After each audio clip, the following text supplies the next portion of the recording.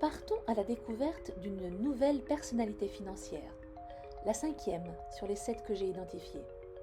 Voici donc l'histoire de Marge. Certains la décrivent comme une vieille bique acariâtre, pendant que d'autres s'étendent sur sa grande générosité et son immense bienveillance. C'est à croire en l'existence d'un jumeau maléfique, plaisante souvent le pasteur du village à ce sujet. Impossible de lui donner un âge, tout le monde vous le dira, Marge fait partie du village depuis la nuit des temps. Et c'est avec un respect mêlé de crainte que la plupart iront lui demander un coup de main. Bon, c'est vrai que Marge n'est pas un modèle de féminité.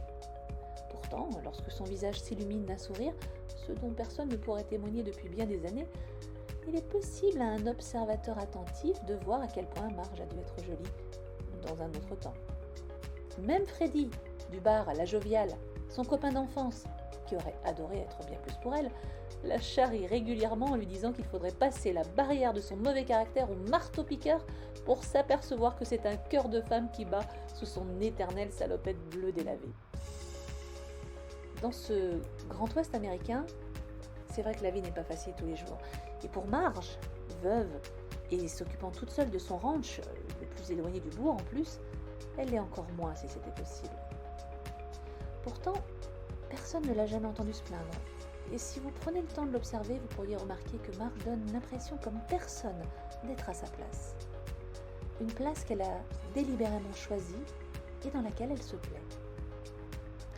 Sa vieille maison ne comporte que 2 chambres. Et il faut souvent aller puiser l'eau au puits l'hiver lorsque les canalisations gèlent. La ligne téléphonique arrive jusqu'à chez elle, alors presque miraculeusement, et uniquement parce que son métier fait qu'elle doit pouvoir être rapidement joignable à n'importe quel moment. Son vieux pick-up, brinque-ballant, la traîne où elle doit se rendre avec le bruit d'un moteur proche de l'agonie, mais il ne lui a jamais fait faux bond. Sa garde-robe se compose essentiellement de ses vieilles salopettes en jean, tellement pratique lorsqu'il s'agit d'aider la mise bas d'une vache ou d'aider à regrouper un troupeau pris de panique dans la vallée. Ah, j'oubliais, Marge est vétérinaire. La seule, à des kilomètres à la ronde. Elle pourrait facilement habiter une belle maison moderne en plein centre du bourg, ce qui serait d'ailleurs beaucoup plus pratique pour sa clientèle. Elle aurait les moyens de changer de voiture, d'aller régulièrement chez le coiffeur ou s'acheter toutes les garde-robes qu'elle voudrait. Si elle voulait bien accepter d'être payée en dollars plutôt qu'en poules, en lapins, en œufs, en bois coupé ou en petits services de tout genre comme réparer sa clôture, refaire son toit ou réviser sa vieille gabarde de pick-up. Le troc, c'est ce qu'elle préfère. Bon, ne vous en faites pas pour elle, elle tient à jour sa comptabilité et ses factures sont payées en temps et en heure. Plus par respect vis-à-vis de ceux à qui elle doit de l'argent que par intérêt à faire ses comptes. Marge ne fait jamais de bénéfices. Non, c'est faux. Marge s'arrange pour que les bénéfices qu'elle fait repartent aussitôt de ses comptes. Si elle va régulièrement au seul restaurant du bourg, c'est parce qu'elle sait que Freddy a du mal à joindre les 2 bouts. Depuis qu'il s'est endetté en achetant ce restaurant où tout tombe en panne régulièrement depuis des années et que de toute façon, il n'accepterait jamais qu'elle lui prête de l'argent pour changer sa gazinière d'une autre époque ou son frigo qui en aurait bien besoin. Marge est la plus grande donatrice de la pastorale, ce que personne ne sait, en dehors du pasteur, à qui elle a fait jurer de garder le silence. La pastorale, c'est le seul moyen que le pasteur ait trouvé pour apporter un semblant d'éducation aux enfants du bourg, car depuis que la vieille institutrice est décédée, personne n'a pris sa place, et la plupart des familles d'ici n'ont pas les moyens de les envoyer à la ville, qui se trouve quand même à plus de 100 km du village. Bref, Marge pourrait très simplement avoir une vie plus confortable, mais elle n'en veut pas. Ce qui lui importe le plus, c'est ce lien privilégié qu'elle semble avoir dès qu'elle se trouve en contact avec un animal. Haute comme 3 pommes déjà, elle se plaisait à ramasser les oisillons tombés du nid pour tenter de les remettre sur pattes. Marge adore son métier et craint le pouvoir que l'argent a sur les hommes. Elle a vu et vécu dans sa propre famille l'attraction destructrice que l'argent pouvait avoir sur les personnes et elle se méfie de ceux qui en ont et l'utilise pour imposer leur vision de la vie. Son humeur s'assombrit justement instantanément lorsqu'elle entend Rick l'interpeller de loin dans sa belle Buick flambant neuve. Elle en a ras-le-bol de passer son temps à lui dire que non, elle ne vendra pas un seul lopin de terre. Ce qui l'agace le plus, c'est que Rick sait exactement quel argument lui donner pour la faire hésiter et même la faire culpabiliser. C'est vrai qu'elle est propriétaire de plusieurs hectares de terrain dont elle ne fait rien et qui ne valent rien pour l'élevage. Bon, c'est vrai qu'il y a quelques années, un spécialiste mandaté par son ex-mari, et oui, beaucoup l'ont oublié, mais Marge a été mariée un jour. Bref, ce spécialiste a découvert qu'il y avait vraisemblablement du pétrole exploitable dans les sols de ces terrains.